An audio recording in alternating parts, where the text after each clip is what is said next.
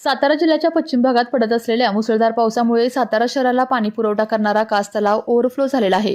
अनेक पर्यटक या कास तलावाला भेट देत आहेत।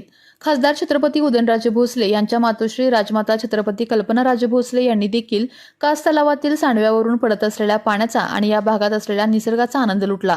सध्या या भागात पावसाची रिमझिम आणि दाट धुके यामुळे हा परिसर खुलून गेलेला आहे।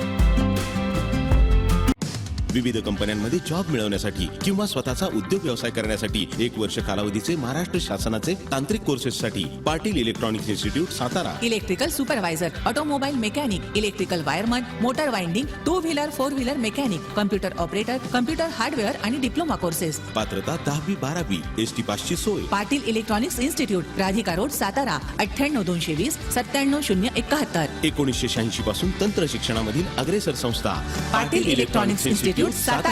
आपल्या तालुक्यातील जिल्ह्यातील बातम्या सर्वप्रथम पाहण्यासाठी आजच सातारा न्यूजला YouTube चॅनलवर सबस्क्राईब करा, लाईक करा, शेअर करा आणि बेल आयकॉन प्रेस करायला विसरू नका।